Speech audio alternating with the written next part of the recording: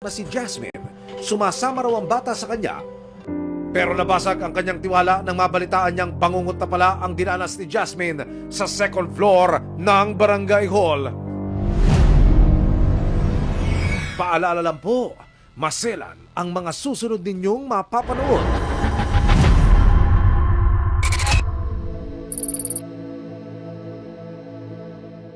Alauna 1:30 ng hapon, makikita ang tanod na si Roy Olaguer na nakatambay sa second floor ng barangay hall.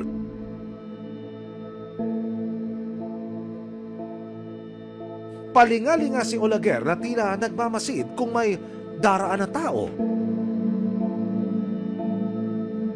Maya-maya pa, nang makakuha ng tiempo, tinabihan niya si Jasmine na nagse-cellphone habang nakahiga sa pinagdugtong ng mga upuan sa loob ng barangay hall.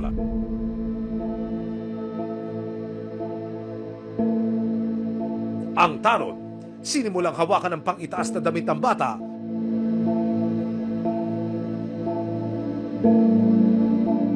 at saka lumuhod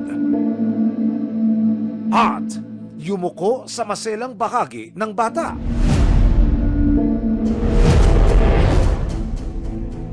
Habang ginagawa po ng tanod ang nakakarimarim na krimen sa musmos na si Jasmine, hindi niya namalayan na may isang kagawad palang papaakyat ng hagdan. Nang pumasok si kagawad sa kwarto, napatalon sa gulat ang tanod na si Olaguer, habang ang bata naman na walang kamalay-malay at tila hindi naiintindihan ang nangyayari, bumaba na lamang sa unang palapag. Sa puntong ito makikita ang dalawang opisyales ng barangay na mukhang nagkakaroon na ng diskusyon. Humarap sa resibo ang ina ng bata na itatago namin sa pangalang Martha. Palibas, hindi ko alam. Matagalan, hindi ako makalunok. Kahit na may kagawad na nakakita sa nakababakalang pangyayari, hindi raw ito agad ipinagbigay alam kay Martha.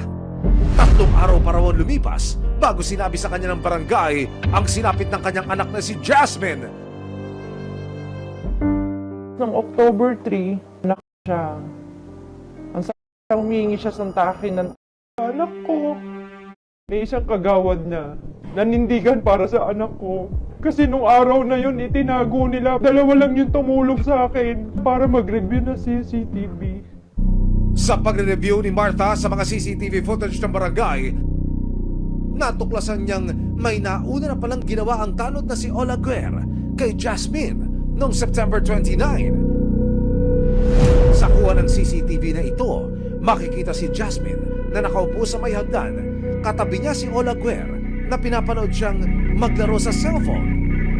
Maya-maya pa, sinimula na ni Olaguer na himasin ang ulo ng bata, amuyin ito at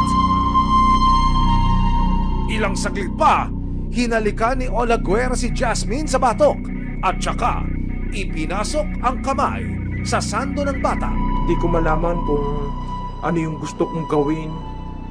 Hindi ko malaman kung gusto kong pumunta sa bahay nila.